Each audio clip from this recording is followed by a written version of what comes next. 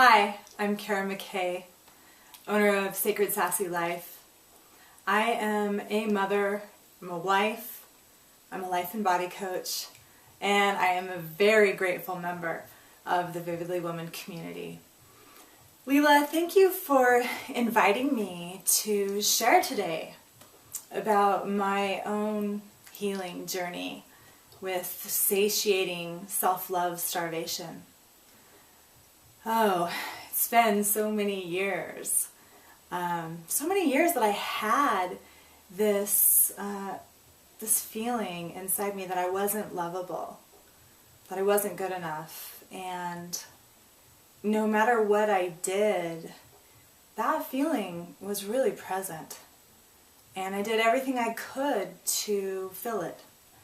I used food, I over-exercised, thinking shopping would work, traveled to the other side of the world, and when I got there, there I was with this same feeling. I thought maybe sex would do the trick. If I had enough sex, then I would feel loved. No. All of these things distracted and they numbed the ache, but it always came back. And now I know that I'm not the only one, and that so many of my sisters can relate. So this affected all the areas of my life, but one of the areas that it really affected was my intimate relationships, my marriage. I had this belief that if my husband loved me enough, then I could love myself. And so if I was feeling ugly one day, it was because he wasn't telling me often enough that I was beautiful. Or if I was feeling unworthy, that I just really needed some praise. And, that's a lot to put on someone. And it didn't matter because the compliments, the I love yous, it's just a band-aid for what was really going on. It was like I had this cup that had a hole in it. And that hole was where I was missing self-love. And no matter how much praise or adoration, how much other people loved me, I wasn't able to hold that love because I didn't love myself. I've always been able to express myself, but expressing my authentic self, that was a different story. And it was that belief that I was unlovable. I couldn't show that side of me, my real self, to the world. I had to put on this tough exterior, this fake it till you make it, and that was really detrimental in my marriage because I was afraid to share my insecurities, to say when something wasn't okay, when I felt envious or just not good enough. And I required so much more. And my husband wasn't able to meet my needs because I wasn't sincerely communicating. I wasn't expressing from authenticity. So this was just kind of a recipe for disaster. And the poor guy, he didn't stand a chance. But as I have embodied self-love more all the time, I still find myself having these emotions rise up that aren't comfortable. And I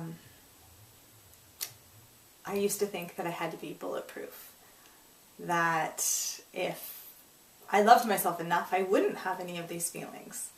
And that's not true either. What I now know to be true is that I'm allowed to have my full range of emotions. And some of them aren't going to be comfortable. But I can love myself enough to hold myself through those, to really be there and feel it. So here's a tip in case any of you can relate to what I'm saying. That judgment that we have around not being superwoman, not always having it together, those judgments and the suppressing of the emotions is far more painful than any emotion that we would actually just sit and feel. So I'm going to share an example of something that happened fairly recently. Just a few weeks ago, my husband and I were brainstorming how we could raise enrollment for at one of our dances. We're both dancers, and we dance with a lot of different people. And so we had agreed that we would go around the city to different venues, and we would do demos. And this sounded like a great idea. We talked to a few people about it, and then just last week he just casually mentioned that he was going to be doing one of these demos with a friend of ours who is a beautiful dancer. And wow, I had some stuff come up because I had assumed that the we meant he and I would be doing the demos. And right away I had this pride swell up inside me, and my inner critic kicked up, telling me, don't flinch, don't let him know, because this is ridiculous. How old are you? Blah, blah, blah. And as I observed what was happening, this beautiful wave of self-love just washed over me. And I could breathe. And I was able to sit with what was going on. I got right into my body, and I sensed sadness in my heart, and I sensed rejection in my stomach, and I sensed anger in my neck, and I was able to just be with myself and create some ease where the judgment used to be. And when I did go and I talked to him about it, I said, hey, I feel a little silly, but this is really what I experienced. This is what came up for me. And he was so gentle and so open. He just received me exactly as I am. And it opened up an opportunity for us to communicate about, how to go about these things in the future before we make a commitment to another person, to check in with each other. And he really got it. He got it because last week he came up to me and said, I'm thinking about entering into a dance competition, and would you like to be my partner? I told him I don't know, and I don't, and that's not what's important. What's important is he asked me, and that felt really good. So another thing that has really allowed my marriage to blossom has been the time I've spent in community at the Vividly Woman retreats. I attended my first Circles to Spirals and gifted myself this amazing weekend to be in circle, to play and dance, and to just be real with other women. And I watched so many women coming in with our ego masks, rigidity, fear, all of this stuff that kept us from our authenticity. And when we left, when we came home, we were just these juicy, inspired, sexy, sensual beings.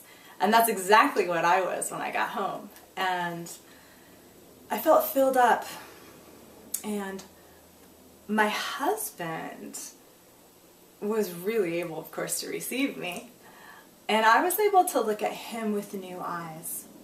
I had such a deep appreciation for who he really was and what he was bringing, his own gifts to me and to our marriage, because I was no longer expecting him to support me in the way that my sisters can and do.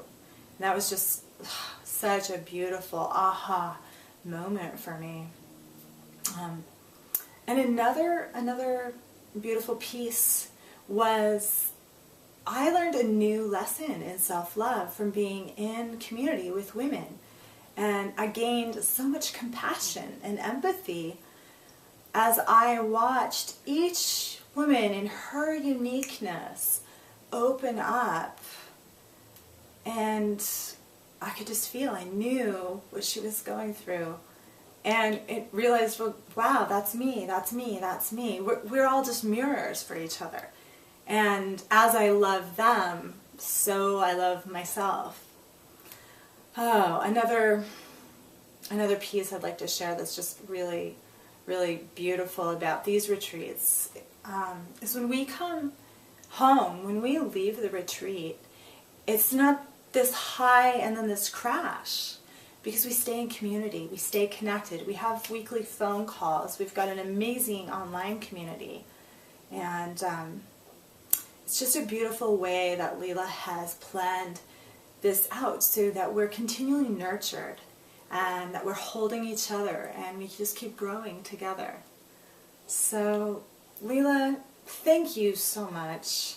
And thank you, all my beautiful sisters, the amazing women that I have met in this community. I thank you for witnessing me and for loving me and letting me love you. Thank you. Namaste.